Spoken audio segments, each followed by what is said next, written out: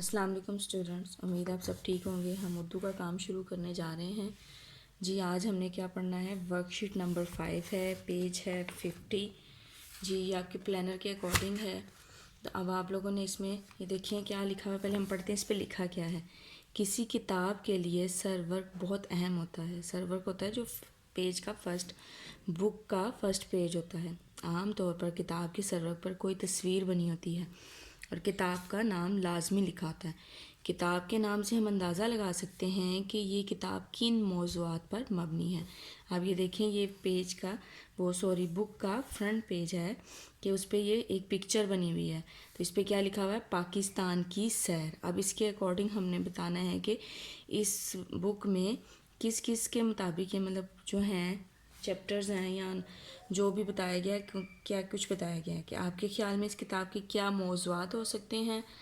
کہہ رہے ہیں فہرست عنوانات بتائیے۔ جی اب ہم نے پہلے لکھنا ہے گاڑیوں کا شور، کیونکہ گاڑی بنی ہوئی ہے۔ پاکستان کی ثقافت، آلودگی کا سبب، پاکستان کی تہذیب، تاریخ پاکستان، ٹرانسپورٹ، گاڑیوں کے فوائد، گاڑیوں کی اہمیت، گاڑیوں کا کردار۔ اسی طرح آپ لوگوں نے رائٹ کر کے مجھے سینڈ کرنا ہے۔ آپ دیکھیں پیج ہے 51۔ اب اس پہ کیا لکھا ہوا ہے؟ موضوعات کی مناسبت سے اپنی اردو کی کتاب کا سر ورک بنائیے اور رنگ بھریں۔ آپ لوگ اپنی اردو کی کتاب کا فرسٹ پیج جو ہے باہر والا دیکھیں گے، اس پہ جو پکچر بنی ہوگی وہ بنا کے اس میں کلر کر کے آپ مجھے سینڈ کریں گے۔ نیکسٹ پیج پہ آ جائیں۔ جی یہ ہے پیج نمبر ہے 52، پریکٹس شیٹ ہے۔ درست صفت اور موصوف لگا کر خالی جگہ پر کیجیے۔ یہ پہلے میں نے آپ کو کروائے ہوئے ہیں، انہوں نے گھر کا کام دیا ہے، میں پھر بھی آپ لوگوں کو فل کر دیا ہے۔ اب آپ لوگ یہاں سے دیکھ کے اتار کے مجھے سینڈ کر دیں گے۔ پڑھتے ہیں پہلے کیا لکھا ہوا ہے؟ برے ڈیش برائی کی طرف لے جاتے ہیں برے دوست۔ اچھی کتابیں انسان کی ڈیش دوست ہوتی ہیں، بہترین دوست ہوتی ہیں۔ ڈیش استاد اپنے شاگرد کی قسمت سنوار دیتا ہے، تو یہاں کیا آئے گا؟ اچھا۔ زرافے کی لمبی اور لچکدار ڈیش کھانے میں مددگار ہوتی ہے گردن، اس کی گردن لمبی ہوتی ہے نا، تو وہ اس کو کھانے میں مدد دیتی ہے۔ ڈیش سانپ نے احمد کو کاٹ لیا اور اس کی موت واقع ہو گئی، زہریلے سانپ نے۔ ڈیش بادشاہ نے مجرم کو معاف کر دیا، رحم دل بادشاہ۔ گائے کا دودھ ڈیش ہوتا ہے، مفید ہوتا ہے۔ دریا کے کنارے ڈیش گاؤں آباد ہے، خوبصورت گاؤں۔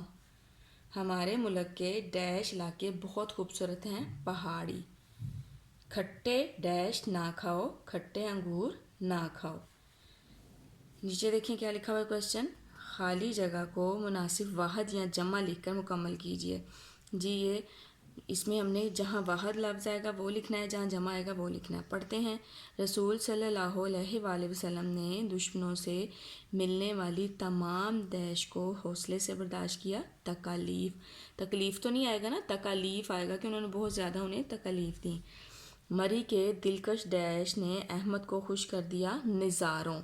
نظارہ تو نہیں آئے گا نا، انہوں نے پوچھا مری کے دلکش ڈیش نے، دلکش نظاروں نے۔ ہمیں اپنے بزرگوں کی ڈیش پر عمل کرنا چاہیے، ہدایت آئے گا۔ دشمن کی ڈیش نے اچانک حملہ کر دیا، دشمن کی فوج آئے گا، واحد آئے گا اس میں۔ شاہی قلعہ اور بادشاہی مسجد کی ڈیش دیکھنے سے تعلق رکھتی ہیں، عمارات۔ دونوں جگہ ہیں تو عمارات آئے گا۔ مجھے امید آپ لوگوں کو سمجھ آ گئی ہوگی۔